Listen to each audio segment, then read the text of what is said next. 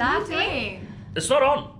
It is on. Oh, It's okay. the big red light. I just want to see if you could see us, that's all. Of course you can see Okay. us. It's a camera. Yeah, but... Hello and welcome everybody to Australia Poker Tour. We didn't even get...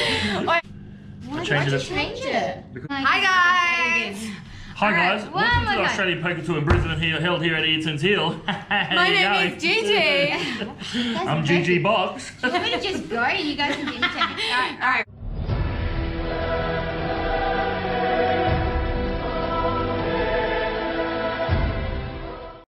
Hello and welcome everybody to Australian Poker Tour. I'm GiGi Fab and I'm here with Diana Shehedah Hi. and Anthony. Samuel. How are you? Samuel. Oh god, this is going to be a very interesting interview. Anthony currently is the chip leader of the main event. Correct. You know, you were a bit worried. You didn't want to come up here and do this interview because he thought we'd jinx it. Correct. Well, I didn't want how to are you get feeling? over exaggerated. I mean, like, so which flight are you the chip leader for? I played on the Thursday night, the first flight. Flight 1C. Yeah. And do you think playing on flight 1C has an advantage over playing the other flights? I think it is, because if you bag well, then you don't need to play and stress for the next couple of days. But if you haven't bagged and you've got to play the last flight now, you make sure you bag, otherwise you won't be playing tomorrow. So I think getting some good rest rather than playing here till midnight, 1 o'clock in the morning. Yeah. So. One thing I did notice though, that when you are, say, the chip leader of flight 1, you've got a considerable amount of chips. I recall it's around about the 500,000 Correct, mark. yeah, just under there. Nobody else so far has approached that mark. Correct, which is a great advantage. It's just on the draw of what table I get, I guess, tonight after this flight, and what are the other stacks on my table. So we were coming up with this theory that do you think people play differently in a flight 1 to opposed to, let's say, flight B, C? I guess yes, because you can play a bit loose on the first night, because you do have 3 more shots to go, whereas now you can't play loose because once you bust after the re-entry period, you can't play tomorrow. Yeah, so I mean, exactly that's right. why I prefer to play that first night, try to get out of the way, bag well, and that's it. Yeah, you've always got that one rebuy option. That's the right. flight event, and so you know, you think you're exactly right. You do play a lot more looser because you know, oh well, if you bust, you can re-enter. Right.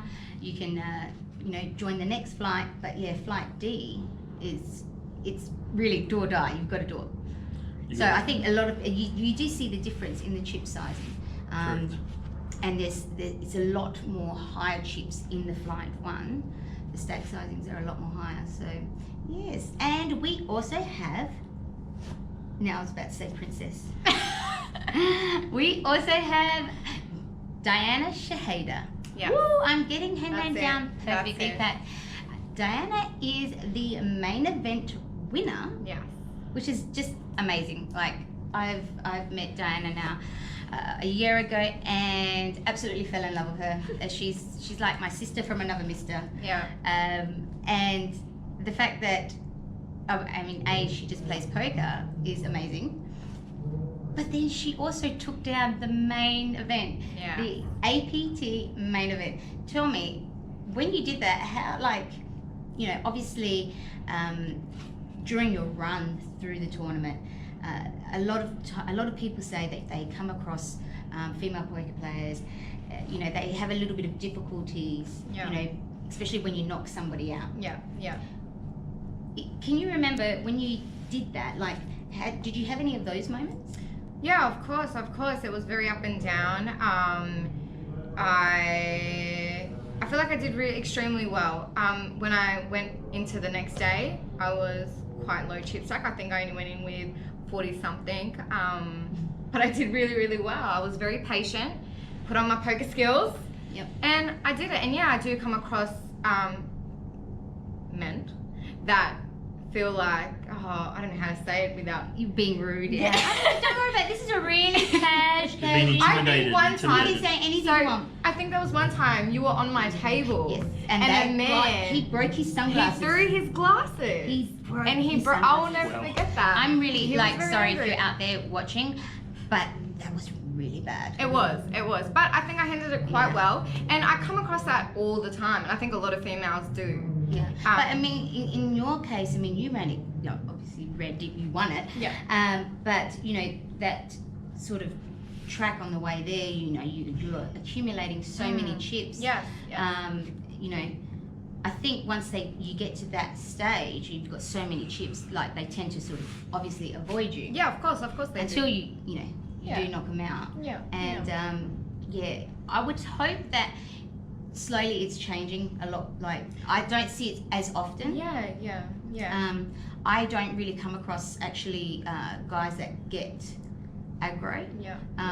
But then again, It happens. I've never run deep like that. That's just so good. Like you win it. But how, you know, when people asked you, you know, being a female player, how did you get into it? And you know, with the guys, do you sense that they feel like there's like a little bit of jealousy? You know what? Yes and no. You come across some guys and they're great. They support it and they're happy that there's females involved in the game. But then you do come across the very small-minded guys. Yeah, like how did you win it? Like Yeah. what did you do? Did you luck box it? Yeah, a lot of They're people gonna say say you that, were they're just gonna say lucky. you luck boxed it. Yeah, and I was like, well, you know what? I won. How many tournaments have you won? You know That's what right. I mean? Yeah, that's true. I know a lot of people have been playing much longer than I have. In fact, my dad taught me how to play poker, so it was a little family thing, and then I love the game. Yeah. And I definitely feel like I've got some skill behind me as well. Yeah. Anthony, how did you get into poker? I guess through just my father and his brothers. They used to play cards all the time at home, and then as soon as I turned 18 in Sydney, we went to our local club, and they had the card game set up in the car park, which was like 2 tables, $10 unlimited car park? rebuy. Yeah, unbelievable. Wow. 2 table unlimited rebuy, with a $3,000 prize pool. Oh wow. Yeah, it's in Sydney. They're just gamblers. So. Yeah. You know, that's where you learn to play proper poker. Yeah. You just learn there, and On the streets. I guess and then I came up here and I started working for MPL, and I guess I changed it, and I started my own company. Done that for about a year or 2 years, and then just realised it's such a cutthroat industry where I'd rather just do my normal job, come home to my wife rather than stress about being a owner. I'd rather be a player, and I don't usually enjoy play. it. Yeah, so Yeah. this is really my first tournament I've ever played. That's like a big buy-ins. I don't usually play. Wow. I don't usually play too true. And that's amazing because you've done so well, Yeah. So and it's your first one. Were you nervous? I'll tell you the truth, with the players here, the people I played with, I don't know any of them. Yeah. Like So I've you played in Brisbane for the last 7 years, and all these players are more like APT players. Sure. Like I don't play APL, so those players, but I probably know a handful of people out there. You know, Yeah. like I know the other owners from the other companies, but the players I played with, I didn't know who they were. Yeah. And I feel like that gave me a good advantage because they don't know that I like to be aggressive, which they would have seen it. Yeah, they would have seen it. Yeah, they're gonna like watch this, study it. Yep. They're gonna look for tells. Yeah, but I play 7-5 like it's aces. It doesn't matter. Yeah, you doesn't know. matter. I play every hand the same, so Yeah. you won't. You know. I remember when I played my first tournament, I was so scared. I was like, my big tournament, and I think it was I can't remember if it was the WSOP ladies event or it was an event in the Bahamas. I think it was in the Bahamas, and I was like every 2 seconds. Like every time I moved my chips, I was like, oh my god! Like I just spent $1,100 on this tournament. Oh my god! You know what? I could do with that. You know, I really panicked because it's now I'm like. Well, It is. It's $2,000 tournament. It's $5,000 tournament. But do you think that has an impact on the way you play? I think it does. You will notice I didn't play the big events. I can't afford to play the big events, but there are people here that just played the big events, the 1,500 and 1,150, and they won't play the 175. Yeah. To them, it's not worth it. Sure. But as your average poker player, the 175, It's not great. expensive and it's No. not cheap. You know, it's at the right size, Well, you know. if And you look at and the the prize 150, pool. 150k guarantee, which they smashed. It's where you wanna I mean, play. it's going to get close. I would say it's going to get close to about 200,000. Yes. And you know, you think about the value in that, and I mean that's one of the things that I absolutely love working with Australian Poker Tour is because the range of buy-ins is so is so wide that you know I get to meet people from all kinds of levels and all different backgrounds, and that for me is just amazing. You know, I get to meet people that, you know, just want to come and, you know, they'll play a $50 tournament. And you know, to some, you know, spending a $50 tournament is a lot of money is as well, you know. So, you know, you just get such a diverse range of people and players. Correct. And that's my favourite thing. It gives people a chance. Yeah, and it's done in a way that the setup and the environment, like, so if this is your first like big tournament, when you go to bigger tournaments overseas, it's a very surreal experience.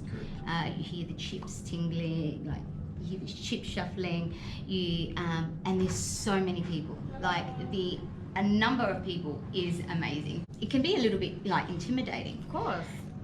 This here is the closest thing I have seen to one of those tournaments. Oh yeah. Yeah. And I think that's the beauty of it as well, Yeah. because you get to come and play, and you know, you don't have to be a professional. No. And you know, you can be just a recreational player, you could be a semi-pro, and you get to sit next door to a professional player. Correct. And I could have, you know, Uncle Joe, who used to play, you know, once a week with the boys, or, you know, that diversity is amazing. That's my favourite thing about Australia Poker It's Tour. like you could say it's like a stepping stone as well. You Yeah. could play here, then you go. Well, you could end up in Melbourne in January. Yeah. Play you know, And Aussie go Millions, to and your Aussie next step Millions. is July Yeah. in America. Yeah, perfect. It opens the door for you, like Yeah. you know. You just gain more confidence as you go along, and you know, you're starting to play, you know, high events. I mean, I guess like I'm the same. Like when I started playing, I was, you know, started playing the $50 tournaments, and it's just a natural progression Of course. as you do it. And do you find now that like you've won a main event, do you find that, you know, you've got that extra confidence? I definitely feel like I'm very confident. Now, if I recall, when you won the main event, it was your second game. Yes, my second tournament ever. But in saying that, I have a kid, so it's very hard for me to get out there. Extremely hard. And if I didn't have a 2-year-old, I would be playing poker. I would be at every event. I'd be playing the whole weekend, you know. So I bagged 90k for the main event, which is not $500,000. But Yeah. I feel confident that I'm going to be fine. When I won the tournament, I didn't go in with much chips, and I feel like, you know, yeah, I feel very confident. I'll let you in a little secret. Yeah. There's stacks in there that's only like 16k. Yeah. There's stacks in there that like But 20k. you know what? That 16k can turn into $500,000. 90k, You know what I mean? you just need double up. That's it. That is, Triple yeah. up. I definitely feel confident, and I don't know whether it's because I've won before or. So you don't feel like you'll be intimidated? No, At all? not at all. I think before I won, yes, most definitely. How were you when you went heads up? I don't know if you remember, but I was very aggressive. I I- didn't want to be bullied at all, and I was putting my foot down, and I was just extremely aggressive. I take my hat off to Sam. He came second, and he is a great player. He did extremely well, but I had to play like that. Sure. I had to. I didn't want to you- get you had to bullied, do so I that. had to be the bullier. Yeah, no. I mean, I just think, wow, that the pressure when you go to heads up. Heads up, yeah. Is, I don't know, I prefer and it's heads also up. it's a very different style game. Of course it is. Of course it is. Yeah, so Of course. you know, obviously, in poker when you play, you know, you play a full ring game very differently to the way you play six max. Then Yeah, you of play it differently again to the way you play Right. three-handed, and then heads up is a totally different beast. Of course. Did I see you playing the heads up tournament here? Yeah, didn't go very well. Yeah, made a Was couple that your bad. first? This was your first heads up tournament, obviously. Yeah. Yeah, very bad read. Yeah. That second blind level, and it crippled me. It's So difficult. mate, that's it. I had Jack 10. My final hand, he had Jack 3 and hit the 3 to beat. Yeah, so I feel you can't do much, can you? Yeah. That's the thing with heads up, because you pretty much you play a whole tournament, playing tight or your range is like this big. Well, my range is like this big.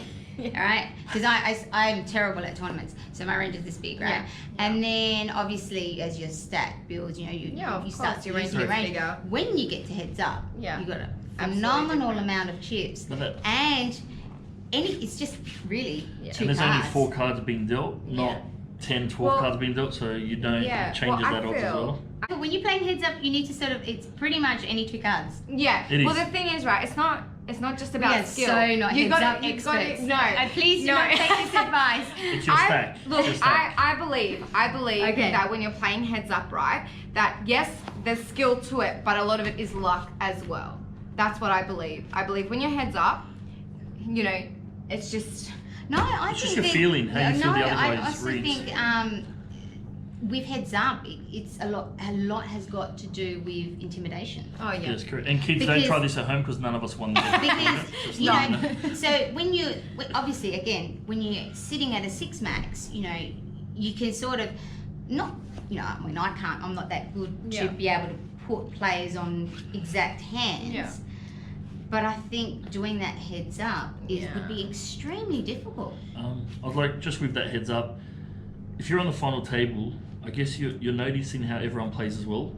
And some people don't change their game whether they go heads up. So if you've noticed how they've played when there was 8, 7, 5, you'll pick that up straight away when you heads up and you get to an advantage. Like say if you've played with your range being this big the entire tournament, but the problem and then is, you go heads up, and they're just going to sit there and keep folding. I feel a lot of players don't change, because if you're in that gap, you stay in that gap. And they're going to wait. No, I'm going to keep folding until I get ace king. I think so. King queen, king king. Where if your range is big, like I like to play, 4-5 suited, 8-9 suited, doesn't matter, I'll play them.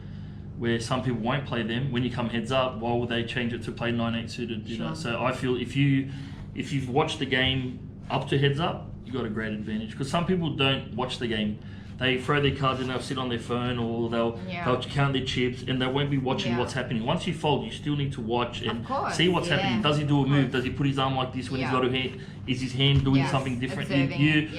Believe me, if your memory is good at remembering that, heads up will be. I think poker is such a mental it's a mind game. It's really difficult when you play. I think it's a very visual game. Yes, it's 100%. so visual. 100%. Yeah, because you got to look for these tells. You got to see things. Correct. I was having a conversation today about the way people dress at the poker table, and you've got your hoodies and your sunglasses and your masks. What do you guys think about that? I don't wear nothing. I don't have earphones. I don't need to cover my face. These guys are just watching the professionals play, with the one that they cover their heartbeat in their neck. Like, it's just breathe harder. Nah. Just act like you got it. I feel like I'm a great actress, so I feel like I don't need to disguise anything. So I'm just like, and I love to look them straight in the eye and look confident and feel confident. I'm feeling very intimidated already, just sitting next to you. We're not even playing cards. I think it's each to their own. Yeah. Some people like to cover their eyes. They don't like. Like, I'm a big guy, so I can't wear a hoodie. I'll just start sweating and be like, I'm out, mate. I can't do this. I find that obviously I can't. I just get too distracted when things are all over my face. So I won't wear sunglasses and I won't wear hoodies or hats because of my hair. And but then you've also got players that they won't wear their glasses. They'll keep them on their head, and when they're in a hand, they drop it down. It's like, but do you just think keep that's it on read? or keep it off. But do you think that's? No, I think that's where they don't want you to try to read their eyys or something. It's like. But does that give you a little hint or an indication? They're ready to play. You know what I mean? You know what I mean. So I feel like that's not silly. I guess everyone has their own ways, but it's a benefit for us because we're reading them. So obviously they've got hand. And that's what happens when they watch the World Series of Poker. They see the covering of the neck so they don't see the heartbeat. Yeah. Like, come on, mate. I had I was a few weeks back. I was playing at the Crown, and there was a gentleman there, and I posted it on Facebook, and it was a bit of like controversy, and I don't think people realised that they all thought he was sick because he had a medical mask on. But so he had the medical mask off, and every single hand he put it on. Stop. And then he would play his hand and fold and take it off. And every single hand he'd do the same thing. So it was impossible to tell whether obviously he had a good hand or a bad hand, because he made sure that he did it every single hand. Yeah, but see, that could be that's the way he, like I used to have a mate that used to, doesn't matter what he was doing, he would always wait 7 seconds before he acted. Yeah. So once it came to him, he'll sit, That's quite smart. then he'll look, then That's he'll wait quite the smart. 7 seconds, and he knows he's folding or calling. But he never changed it, so you don't pick up. That's what I'm saying. If you're always the same, no one can read you. Consistency. But if you open up kings, and the reason you open up kings, you put your hand like this, and you've done it 4 times, you're gonna get read. Yeah. But if you do the same thing over and over, like I'm a bit of a larrikin on that. I like to laugh, make jokes, even if I'm in a hand, just to You're make enjoying the game. Yeah, and I like to get into players' heads. You know, like it's what you need to do. You need to get into their heads. You need to confuse them. But as I said, if you watch the game, you'll see the same players. And as a TD or owner, mate, I could call people's cards just by the way they were doing it. Yeah, how you they're know. behaving. I find that when I was playing with this guy with the mask, I was getting so tilted. He was just tilting the life out of me. See that? And He got the into other your head. thing, yeah, he did. He perfectly. He played the game perfectly, That's and right. you know, I guess each to their own.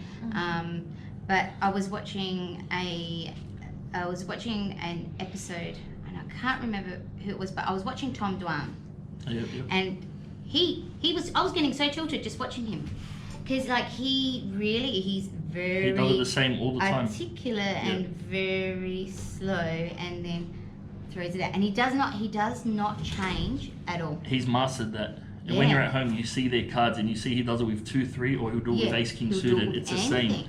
That's a play you can't read. And I guess that's why, you know, everyone, like even the commentators were saying, you know, no one can ever put him on a hand. That's right. But I was just sitting there going, oh my god. Every time I came round to him, I literally was, just And getting that's him this getting anxiety, into your head on the table. slowness. Yeah. The slowness. Do you think the timing, I mean, when I was first learning poker, I remember my coach telling me a lot has got to do with the timing. So whether someone folds really quickly, Correct. or they think about their bets, or they think about everyone's chip stacks or how much money they can get. You think the timing is as important, let's say, than position? Yeah.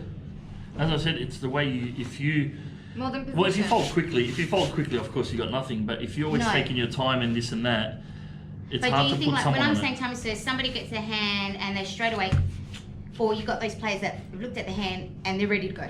I can tell you, the players that look at the hand straight away and put, they've definitely got an ace, 100%. They've seen the ace and they think it's beautiful. That's it. Doesn't matter what's the next card. You know what I mean? And you think position's more important? I definitely think position is very important. I believe. Well, that's my opinion anyway. Yeah. I think position is right up there. Right. up So there. it's If one I of the have, main things. I'll tell you now, and I'll tell everyone, and I've told I'm going to everyone. give away everyone your secret. Just one little secret. Okay. If I have ace king and I'm not in position, I don't feel comfortable to play. If someone shoves on me, I probably won't even call. Wow. Yeah, it happens. That's discipline. Yeah. So you would like not in position with ace king and you'd fold. I would raise if someone shoves on me and there's 3 other callers or 2 other callers or even 1 other caller, I probably wouldn't call. That's very, very disciplined. I was actually talking with a friend today, and she was going through her hand with me while she was playing on the phone, and she said to me, she goes, "Oh, I've got ace queen." She goes, I need to shove. And I said, "Okay, ace queen, this is it, mama, let's go." And she goes, "No, I folded." And I was like, "What do you mean you folded? You needed a hand to shove." And she goes, "I had 4 callers in front of me." Oh, yeah. And she just goes, "I just knew I was behind." And she did. She folded, and the villain obviously showed aces, and she goes, "I think showed aces." You know, she goes, "I knew I was so behind." A lot of people can't do that. A lot of people cannot fold an ace. I'm telling you, someone sees A an lot of ace, people it's- can't fold, you know, ace 10 plus. Correct. and Even a lot ace of people 9, just ace shove. 8, yeah. I feel like a lot of people think a tournament is a race when it's actually a marathon. Yeah. Slow and steady. Yeah. There's Correct. no race. There's no race. And I feel like, you know, when people are like, "Oh, you're just going in with 90K," I feel like, yeah, I'm going in with 90K, not 90K. 90K! Yeah, but Yeah. the blinds, what were the blinds? 2-4. Do you know what I mean? So you've still got what, 20 big blinds. You know what? 25 big Even blinds. if I bagged 30k, I bagged 30k, not 30K. Yeah, you still got chips. I feel confident. Chips. And I think also it's a matter of like you still can do damage. Of course. Correct. You can do a considerable amount of damage.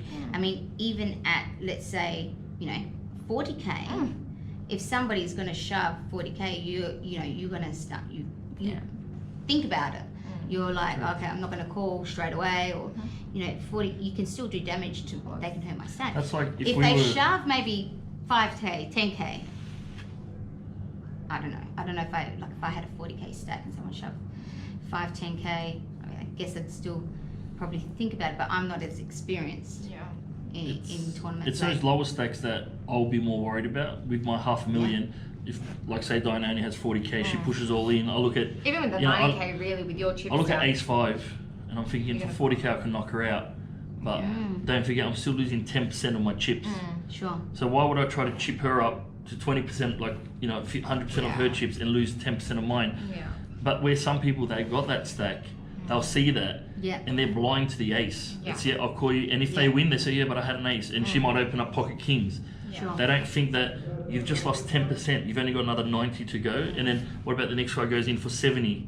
You got to throw another 70. There's 22% of your stack gone, and in 2 hands, like you could be down to 300,000. Like it's just because I'm on $500,000, that just gives me stability and patience. Like I don't even have to play for a while. I can let these guys knock each other out. Yeah, of course. But it's if I'm becoming greedy and then I become cocky and thinking I've got $500,000, And you only see got it 40 happen grand, all the time. call, and I'm bleeding chips. Yeah, you are. And you see a lot of chip leaders. I think I was speaking to Robert. They were saying that the chip leader into the second day has not won it ever in the APT so far. Oh God, don't say that. You know what I mean? You're a chip leader. He's gonna break it. But You're gonna break that, and yeah. you're not gonna. We're not gonna bleed chips off, all right? No. It's if I lose, I'm losing with a Good proper pack. hand to a proper hand. I am I- exactly. I'm exactly what you just said. So- Now, you guys, what are your plans for the rest of the event? I'm just main event now. Main event? No You're more, just no more for focusing me. on that? There's no use playing the one that starts at 9:30 because it's going to run too late. And We need to be fresh we need for to go. tomorrow. Well, we're waiting for our partners. They're both playing the last flight, so Alright. hopefully they can bag a few So chips. you guys are done for tonight. Yeah. And tomorrow, I'm done because I'm Well, trying to the go the whole way. So Tomorrow, we have the cage. The cage here down under. You guys have to play that. Yeah. yeah, that's a later game. 7 o'clock. Yeah. So it's 5, 6. yeah, it's I'll be in on the final afternoon. table. Oh, that's right. Oh, It's we'll 2 hour be on late, final 2 hour late table. I'll be red. sitting No, there. the final table doesn't finish till about 1 the next day, so. We'll be streaming. I'll be there commentating on this final table, and I'll play a Well, double. absolutely. I'll play 2 tournaments. Yeah. run from one side I'll to fold another. this one, go to the cage. Yep, I'm all There was a in, lady fold doing it. that tonight. She was playing I think the teams event and the ladies, and she was Yeah. just running back and forth. Yeah. But we do have. I'm very excited to be doing the cage. I think that's a great tournament. Like a good chance, as you said, to give someone from Brisbane An or opportunity. New South Wales or Sydney, wherever they're from, Wow. that little buy-in to fly to Costa Rica Yeah. and Wow. play in a and big you think tournament. about You know what I this mean? Package And all paid for. Like, is amazing. Yeah. You know, a tiny buy-in, and you're getting $5,000 Correct. USD buy-in flights, Wow. accommodation. to the cage. What more You're could you ask playing. Yeah. So do you flights know the and prize accommodation. pool? No, No, It's don't- just don't- $13,000 package. You're talking about the Australian No, cage when or you go in over Costa there. Rica? Yeah. It's massive. Wow. Like it's big. That's And so exciting. but you know the other thing is, like, I probably, if I was planning a holiday over there as well, I don't know if I'd sort of like think to go to Costa Rica.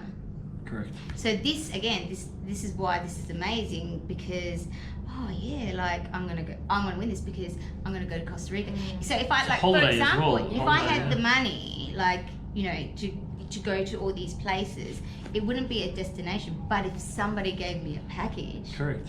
it's such an amazing opportunity. Of course it is. And that's what I said. And APT giving you the opportunity to. Yeah, I have to You know, put it in. and they're giving away 2 guys tickets, got so it that's- right. I like it a lot. Good 2 tickets to that package. So. And you also get to come with me. I know, No, who wouldn't want to yeah. do that? You know, it's Like, we're how going good would be that? Costa 15-hour Rica. flight with you on an airplane, just stuck in the air. Beautiful. Yeah, Can't wait. stuck in there, and I don't sleep very much, so I'll be I'm too sitting big there. to sleep. I'm just Jim Beaming the whole way. Yeah, I'll be sitting there, and then wake up, We'll put our table down and play heads up the whole way for 15 hours. Could you imagine us three being together? Yeah, I mean, I remember when I was playing, last time I went to, oh God, I don't know if it was Italy, but I was playing on this poker on the screen. Oh, yeah. And, you know, I'm sitting there thinking, I'm, you know, this is what I do for a living, this is my job, you know, and I was getting ass kicked on this plane. Yeah. And then I was like, all right, I'm gonna hunt this guy down. Which seat are you sitting in? Is that you? I could see you. I see you. You know, I could imagine that on a plane. Going that way or that way. I think it's going to be amazing. That would be awesome. So I wish you guys best of luck. It's really a double whammy. Holiday and poker. I know, right? Yeah. You get accommodation. You can go visit Costa Rica a bit too. Accommodation. You know. Flights and $1,000 USD spending money. Oh wow! And while you're there, I guess you can And change it up to move to I think different you get places. a certain amount of like small cash game money as well. Oh, I think I have to. We'll read the double-check fine that. print. Read the fine print. Yeah, I'm going to make sure my fine print says give GiGi an extra $1,000 spending money. For work? For work. Maybe I can purchase things and bring them back to Rob and Give say, him a here, receipt. Rob, You need this to was for work. reimburse me. All right, this was for work because I really needed I these want shoes. 5-star, not 3-star. Yeah, right. He's going to turn around and say, GiGi, no. You know, no, it's not going to happen. I want the penthouse, not the doghouse, please. No, like everyone travels. Like this always happens, especially when we arrive as our APT family all comes together. You see everybody. I mean, we're here for 4 to 5 days. Yep. And you see all the guys, they're all walking in with their little bags, and you know, some of them have even got backpacks, and everyone's sort of walking in with their little bags. And GiGi brings 2 suitcases. GiGi's got the jumbo supersize maxi suitcase. Yeah. And it's heavy. Like every time I come, it's like I'm paying excess luggage every single time. And they're like, what are you bringing? But damn, makeup's heavy, all right? You don't have to tell me though. Makeup is heavy. Toiletries is heavy. Yeah, of course. You can leave a set here with me. But And every time you just come, leave it? yeah, and then when Done. you're back in Adelaide, just buy your own. Yeah. No, well, I'll just get you to buy it and just say here. Go Yeah. deliver it to Yeah. this hotel, all right? How's that? That sounds even better. Can I get your wife to do my washing? Yeah, Whoa. we've got a washing machine. Brisbane has just become my new favourite place. Just don't leave your keys in a hotel room. Yeah, right. Wait, who did that? Oh no, yeah, you're right. Or you could, and for an extra $10.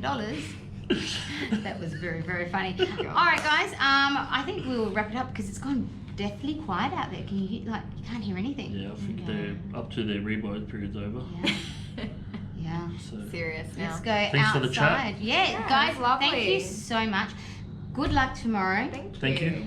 Good luck being chip leader. We're not going. Well, at the moment, I'm chip leader. Last flight happening right now. Okay, so we'll go suss it all out, and good luck being chip leader. You're going to do exceptionally well. We're going to break this chip leader curse thing. Correct. Because that doesn't exist. We don't believe in that stuff.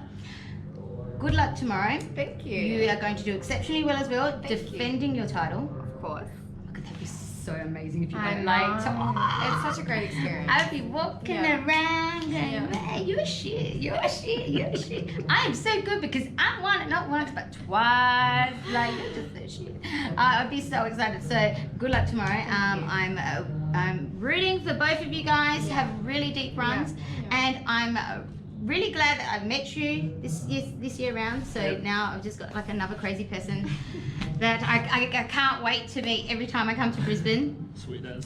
Diana was the first one. Yeah, you're gonna be the second one. It's been fun. I love it. Thanks for it. All right, we'll say goodbye to everyone. Bye. See you guys and good luck. See you later.